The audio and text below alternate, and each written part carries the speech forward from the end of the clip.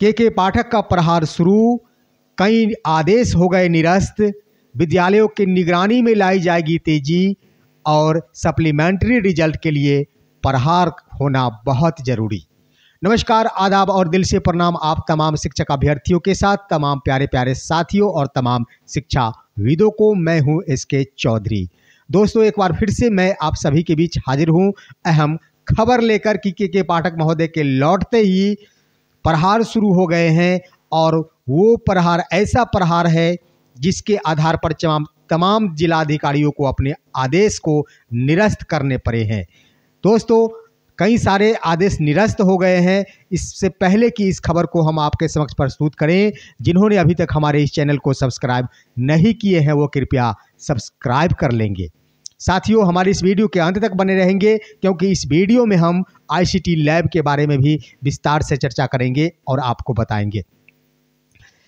साथियों, आप जान लें कि आज के तारीख में आप सभी अवगत होंगे पूरी तरह कि के पाठक महोदय ने एक पत्र जारी किया तमाम क्षेत्रीय शिक्षा उपनिदेशक तमाम समाहरणालय को कि उनके द्वारा यह आदेश निर्गत किया गया कि तमाम बच्चों के लिए पठन पाठन स्थगित रहेंगे, विद्यालय के अवधि में कटौती की गई और वो 144 धारा का प्रयोग करते हुए ऐसे नियमों को लागू किया गया, जिसके मद्देनज़र तमाम जिलों के तमाम समाहरणालय के पदाधिकारियों द्वारा कई पदाधिकारियों द्वारा आदेश को निरस्त कर दिया गया है और पूर्ववत विद्यालय संचालन का आदेश भी दे दिया गया है।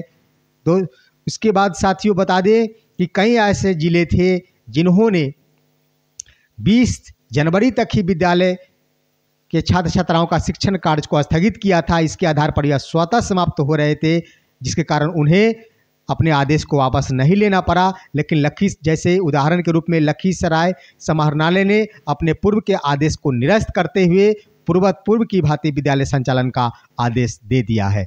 अब सवाल उठता है कि आखिर के पाठक महोदय ने ऐसे भीषण ठंड में, ऐसे शीतलहर में ऐसे पत्र क्यों जारी किए। इसके पीछे की बात मैं बता रहा हूं साथियों, बहुत बड़ा कारण है। इसका मुख्य कारण है वो हम आपको बताते हैं। आप सभी अवगत है कि आए दिनों शिक्षा विभाग को नज़रअंदाज किया जाता रहा है। किसी भी रूप में शिक्षा विभाग से किसी भी मुद्दे पर प्रशासनिक अधिकारियों द्वारा मंतव्य विचार नहीं लिया जाता था और आनन फानन में आकर अपने जो भी आदेश हो शिक्षा विभाग के ऊपर लाद दिए जाए थे। तो इन्हीं बिंदुओं को देखते हुए के पाठक महोदय ने निर्णय लिया कि क्यों नहीं शिक्षा विभाग को अपनी प्रतिष्ठा को वापस दिलाने का अवसर प्रदान किया जाए, क्योंकि प्रशासनिक अधिकारियों द्वारा नज़रअंदाज किया जाता है शिक्षा विभाग को, उनसे किसी भी प्रकार का मंतव्य नहीं मांगा जाता। हालांकि आज के पत्र में भी उन्होंने स्पष्ट रूप से जिक्र किया है कि अगर विद्यालय का संचालन पर रोक लगानी थी तो शिक्षा विभाग से परामर्श क्यों नहीं लिया गया। 144 धारा का प्रयोग करना था तो तमाम सिनेमा हॉल या निजी कोचिंग संस्थानों के ऊपर क्यों नहीं लागू किया गया। कहना बिल्कुल जायज़ है, बिल्कुल सटीक है। अपनी प्रतिष्ठा को वापस दिलाने के लिए के पाठक महोदय ने प्रशासनिक अधिकारियों के ऊपर ऐसे शिकंजे कसे हैं जिसके आधार पर अपनी खोई हुई इज्जत प्रतिष्ठा शिक्षा विभाग को प्राप्त हो सके। क्योंकि शिक्षा विभाग का अगर प्रतिष्ठा गया है साथियों तो इसमें तमाम पदाधिकारियों का ही देन है, मुख्य भूमिका है, क्योंकि वो सभी के सभी अठन्नी चवन्नी के चक्कर में अपनी इज्जत प्रतिष्ठा को बेच चुके हैं। इसे वापस लाने की प्रयास जारी है।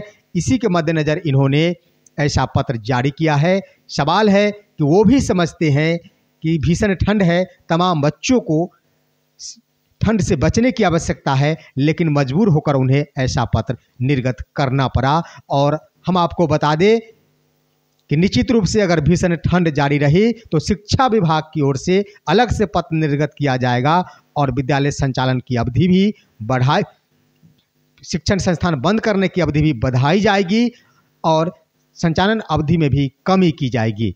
तो इससे कहीं भी इनकार नहीं किया जा सकता। साथियों, हम आपको स्पष्ट कर दें कि तमाम विद्यालयों के निगरानी हेतु एक नई योजना तैयार की गई है शिक्षा विभाग की ओर से, और वो है आईसीटी लैब के माध्यम से। इस लैब का गठन, इस लैब की स्थापना बिहार के सभी माध्यमिक विद्यालयों, उच्च माध्यमिक विद्यालयों में की जाएगी। आईसीटी लैब, जिसको फुल फॉर्म हम बता दें साथियों कि इंफॉर्मेशन एंड कम्युनिकेशन टेक्नोलॉजी होता है। इंफॉर्मेशन एंड कम्युनिकेशन टेक्नोलॉजी के माध्यम से तमाम माध्यमिक विद्यालयों में आईसीटी लैब का गठन किया जाएगा, जिसमें कई सारे जिलों में इसका गठन हो भी चुका है, कई जगह इसका गठन किया जा रहा है। और सबसे बड़ी बात कि इस आईसीटी लैब के माध्यम से निगरानी की जाएगी विद्यालयों का, कि वहाँ ऑनलाइन निगरानी की वहाँ शैक्षणिक गतिविधि सही ठीक ठाक रूप से चल रहे हैं या फिर नहीं। ये बहुत बड़ा कदम है शिक्षा विभाग का। इसके आधार पर बच्चों की पढ़ाई के बारे में और शैक्षणिक गतिविधि के बारे में जानकारी मिल सकेंगे। निश्चित रूप से इस मुद्दे को लेकर तमाम अभिभावक बहुत खुश होंगे। साथियों, इस लैब के माध्यम से ऑनलाइन जुड़े रहेंगे तमाम शिक्षक। इसके अलावे जिला स्तर पर या राज्य स्तर पर जो भी वीडियो कॉन्फ्रेंसिंग होंगे, उसमें उस विद्यालय के प्रधानाध्यापक भाग लेंगे और डायरेक्ट स्टेट के माध्यम से जुड़े रहेंगे। इतना ही नहीं, आईसीटी लैब के माध्यम से तमाम बच्चों को, विद्यालय में नामांकित छात्रों को भी कंप्यूटर शिक्षा की जानकारी दी जाएगी। तो ये बहुत सराहनीय कदम है, बहुत अच्छा कदम है शिक्षा में सुधार के लिए और तमाम बच्चों की गुणवत्ता, शैक्षणिक गुणवत्ता में सुधार लाने के दृष्टिकोण से। अब साथियों, बिहार सरकार ने इस आईसीटी लैब की स्थापना के लिए 6 एजेंसियों को प्रतिनियुक्त किया है, जिनके माध्यम से तमाम जिलों में लैब की स्थापना की जा रही है। और एक प्रकार से कहा जाए तो तमाम प्राइवेट सेक्टर के जो भी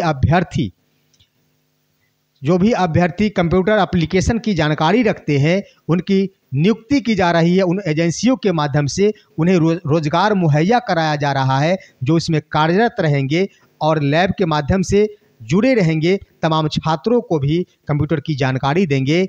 और एक तरह से कहा जाए तो दोनों क्रियाएं साथ साथ चलेगी। एक तरफ रोजगार दिया जाएगा तमाम प्राइवेट सेक्टर के अभ्यर्थियों को, और दूसरा तरफ बच्चों की शैक्षणिक गतिविधि भी जारी रहेंगी। तो बहुत बड़ा कदम है आईसीटी लैब के माध्यम से। अब हम आपको बता दें साथियों कि जिस तरह से आज की तारीख में, आप बने रहेंगे साथियों, अहम बातें बताने जा रहा हूं।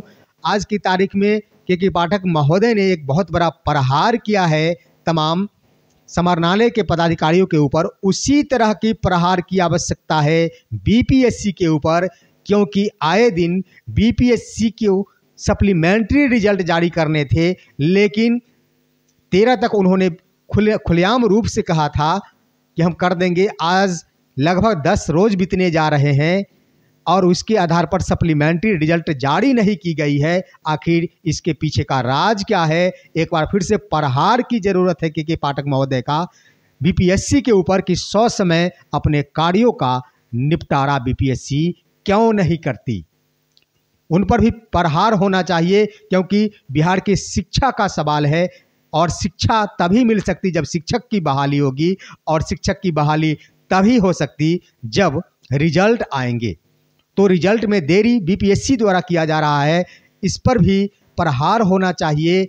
और बीपीएससी जो काफ़ी धीमे स्तर से चल रही है, उसके ऊपर शिकंजा कसा जाना काफ़ी आवश्यक है के पाठक महोदय की ओर से। हम उनके प्रहार का स्वागत करते हैं और बीपीएससी के ऊपर शिकंजा कसने का भी मांग अपने वीडियो के माध्यम से तमाम अभ्यर्थियों की ओर से करते हैं। तो साथियों, ये थे आज के मुख्य खबर। एक और खबर बता दूं कि तमाम +2 के छात्रों का फाइनल अंतिम रूप से एडमिट कार्ड जारी कर दिया गया है, जिनकी परीक्षा 1 फरवरी से लेकर 12 फरवरी 2024 तक निर्धारित है। सभी छात्र अपने अपने संबंधित संस्थान से संपर्क स्थापित कर वे अपना admit card, finally admit card प्राप्त कर सकते हैं। और संस्थान जो कि एडमिट कार्ड अगर डाउनलोड नहीं किए हैं तो वो seniorSecondary.biharboardonline.com पर जाकर अपना छात्रों का एडमिट कार्ड डाउनलोड कर तमाम छात्रों के बीच वितरित